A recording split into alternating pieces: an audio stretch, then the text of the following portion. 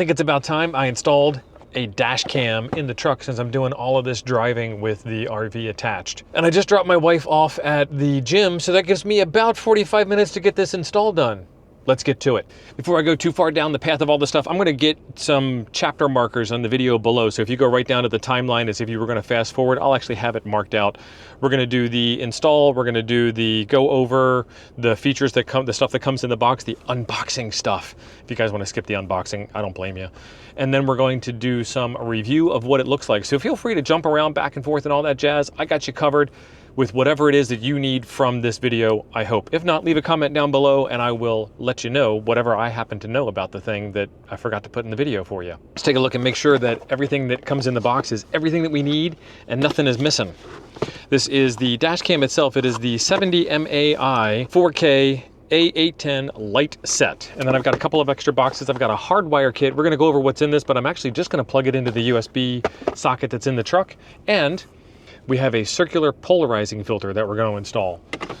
And that circular polarizing filter makes it so that the camera is better able to see through the front windshield as well as not get a lot of reflections off of the dashboard and probably some other things, but I'm not really a camera guy. And you don't need to be a camera guy in order to go over this. So we get a ton of really cool stuff in here. They sent along some screen protectors, different sizes and shapes, probably for different sizes and shaped screens that are on there. 64 gig SD card, so we're ready to roll right out of the box with that. Customer service card. This is the user manual, and it's relatively thick, but I bet it's not all English. I was wrong. It's all English. That's a lot of words. I ain't got time to read all that. A smaller one, rear camera user manual. This one has different languages in it. But, you know, it's a rear camera. Plug it in. This looks like some double-sided adhesive foam pads. Quick start guide, and on the back there are some codes, and those are not QR codes for apps. The first one on the left side of the book is for the help center. You scan it, it takes you right over for the help in case you need to ask for help. And the second one takes you over to WhatsApp so you can chat with somebody directly, and then they've got their Instagram, their Facebook, and probably some other stuff. Oh, phone numbers on the front. There you go. Call them if you need any help. That's pretty cool. I haven't called them. I don't know how good it is, but it's actually nice that they're even attempting to let you call. On the inside, you do get a QR code for the apps. It tells you how to install and mount and so forth. But again, it's all in English. Awesome. So this thing does have some features that you would want to use if you were doing like a lot of security or a lot of parking lot type stuff. Normally I park inside the RV park right next to the house, so I don't have to worry about that. But if you do the hardwire thing, then you'll be able to have this thing continue to record even when the engine of the truck is off. My cigarette lighter plugs go off when the truck turns off. So after about, I don't know, 10 or 15 minutes, then I'm no longer recording anything around. If you do have it hardwired in, it can send alerts to your phone. And I don't know if that's Bluetooth or if it's got its own, it says it's a 4G, which might mean 4G like cell phone connection, so it can actually send it. This is the rear camera, and they give you a little bit of wire to go with that. We have a bunch of accessories. More accessories, more stuff. What's inside this little box, this little bag that's not gonna survive being opened? Ah, okay. So they give you some wire clips. That's pretty cool. It's got that 3M VHB tape on the back side of it. And then it's a little clip that you can use to snake the wires through. That's very useful. So 4 of those. We have a trim removal tool.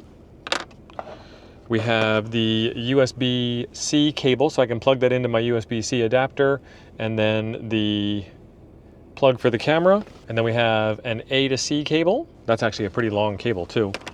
Another little baggie that's gonna get destroyed here. Oh no, this one's open already. Awesome. Ah, they give you the little cigarette charger thing, cigarette lighter plug charger thing. That's cool. My truck has that stuff built in, so I don't necessarily need that one. And then there is our camera. That's pretty cool. And that's got the rear view on the back. And then, like I said, they sent some screen protectors in to protect the screen. So please remove before use. Look, I can follow directions. Somebody call my mom and let her know. That's pretty cool. And then it'll just sit right up there out of the way. So I'll put it somewhere where I can kind of see it, but kind of out of my field of vision directly. I've got to think about that a little bit. So that's the main camera kit. This is the Hardwire kit. Let's take a look at that. Hey, it's a bunch of wires. Why am I not surprised? Looks like there's a SIM card tool in here. So that means there must be a SIM card in there. So that 4G, yep, there's the SIM card. So SIM card tool, SIM card, and this is probably a data-only 4G SIM card that works on all carriers, because that's a thing that exists. Customer service card, 4G hardwire install user manual, SIM card user manual, because apparently SIM cards are not so ubiquitous everybody knows how to do it all the time. What is this? Okay, so SIM card ejector tool goes in there to eject the SIM card tray.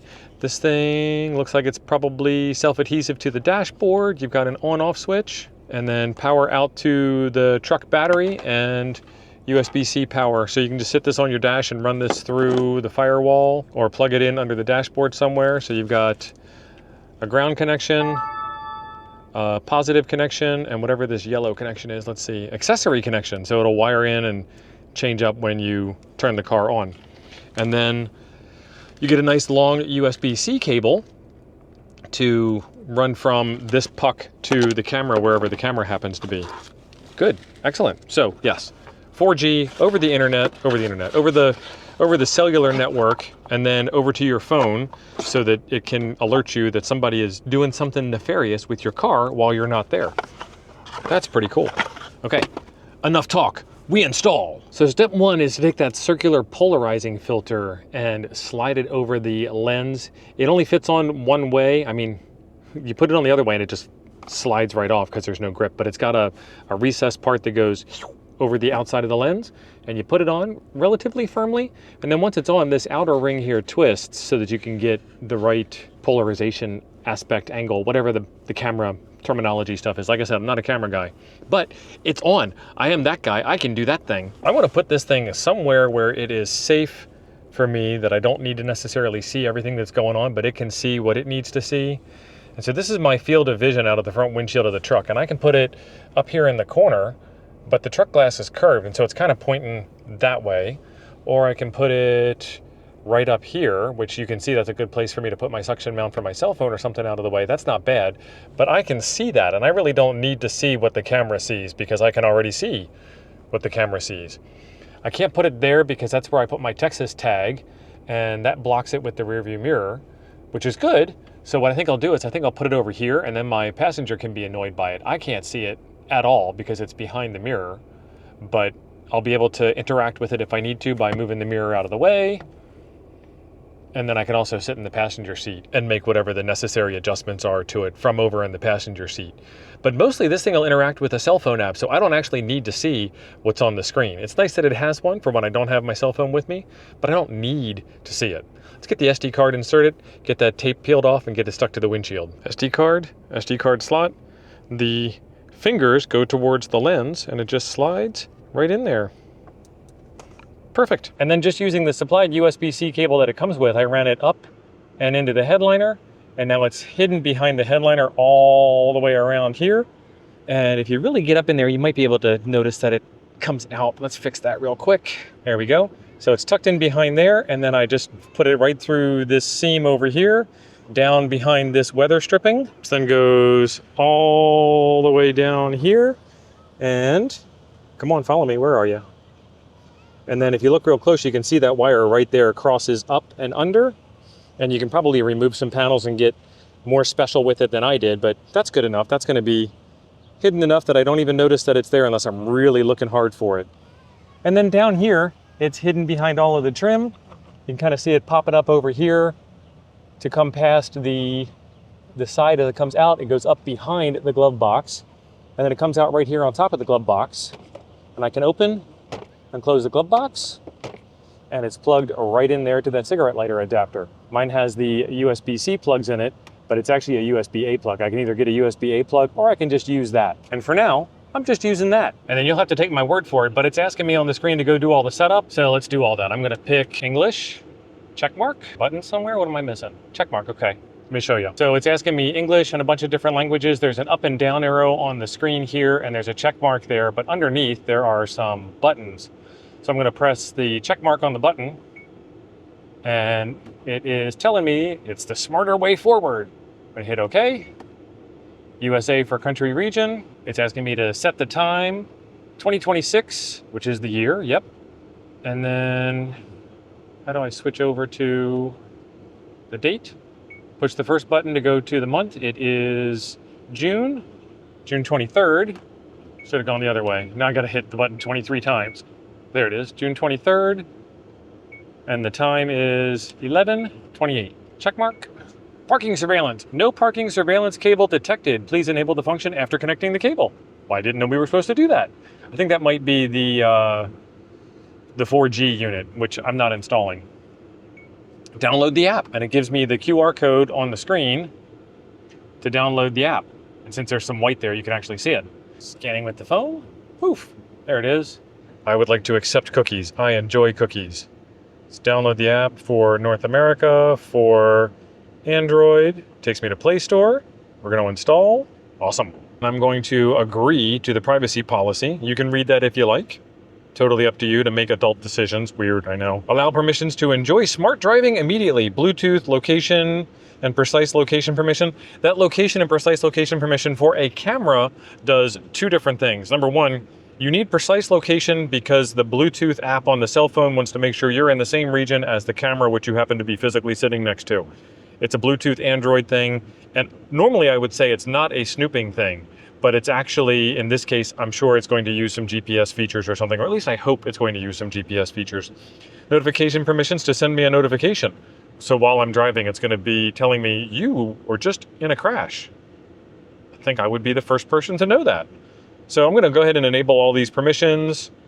So it's going to ask me, yes, I'd like it to find and connect to and determine the relative position of nearby devices from the phone to the camera.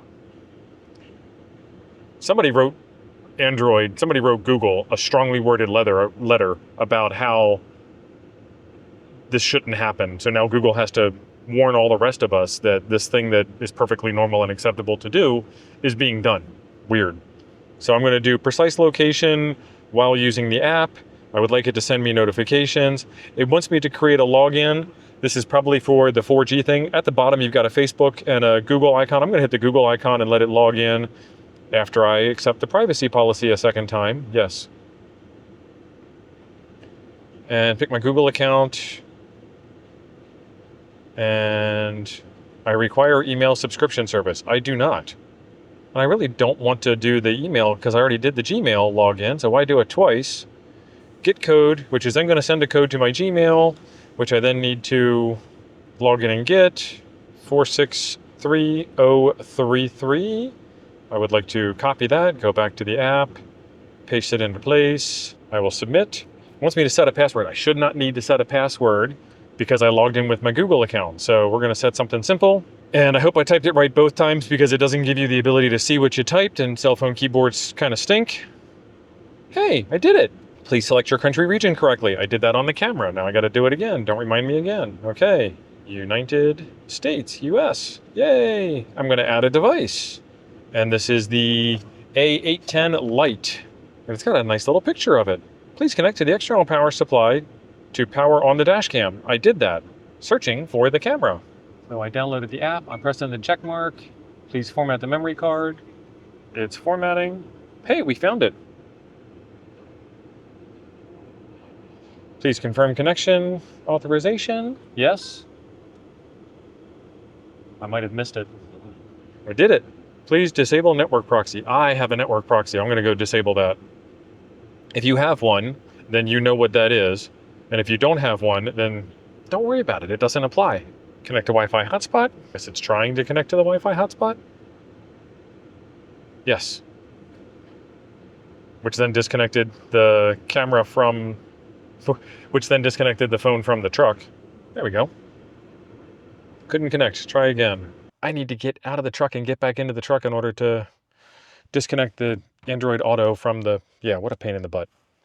If you have a Ford, then you know that it always constantly takes over even when you don't ask it to. There we go. That should have unlocked the connection. Go to connect. So I just started over again, and we'll see if it does it automatically. It connected, and I can see outside the front of the truck on my phone. This is cool. Function buttons are not responsive when the device is connected and locked. Okay, so I can't push the buttons on the camera itself. I can only do stuff through here. So I'm going to take a picture. It took a picture.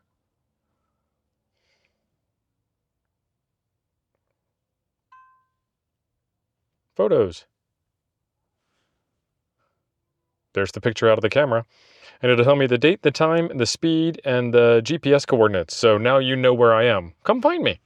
Probably won't be here when you get here.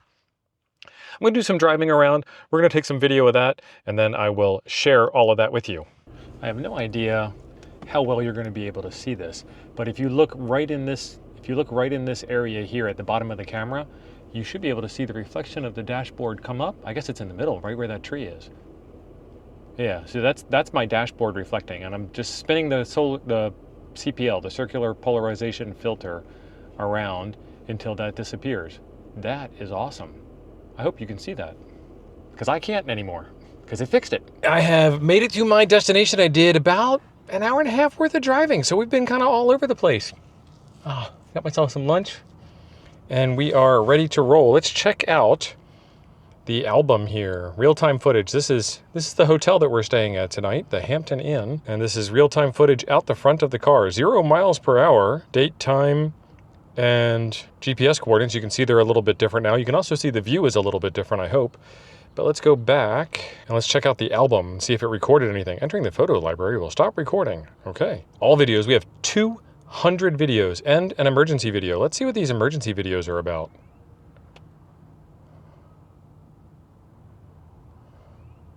Picture quality looks really good. Full screen. There we go. 20 miles an hour. Seems fine. This is headed up to the hotel. This hotel is right down the street here. I probably just hit a bump or something. I'm going to make a right turn into the parking lot. Yeah, I see no danger here.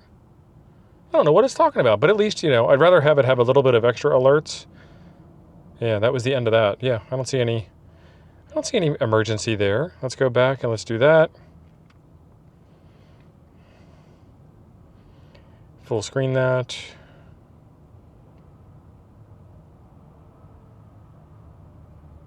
And this one's a little bit longer.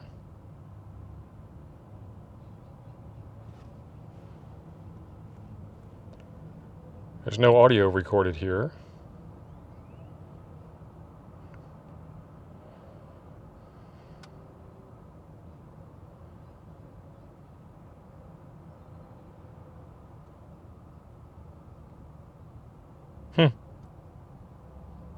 And this is before we got to that hotel. Okay, so the video quality is pretty good. It does record, which is nice. We have 200 videos. Yeah, so this is real-time footage of it scanning the parking lot in front of me as people are walking by. The road videos that we saw, this all looks pretty good. I'm happy. So let's get you some actual camera footage here. This is going to be processed heavily by YouTube and by me. It's a 4K recording out of the camera. It is a 1080p upload into YouTube, and then whatever YouTube's algorithm has given it to you as. So it looks pretty good overall, I'd say, especially for moving along at 54 miles an hour right now. This is a backcountry road in Texas, so this is actually well under the posted speed limit, which is probably 70. If you've ever been to Texas, it's kind of crazy how their speed limits are, but camera's keeping up pretty good, looking pretty good. GPS is tracking pretty well. I can see cars coming by. Looks like it's going to get the job done from a surveillance perspective or a get me out of a speeding ticket perspective. Awesome. So if you'd like to get your hands on one of these 70 MAI dash cams, I will leave a link in the description down below for you. So far, I like it. It has been super easy to install. It records, it keeps track of emergencies.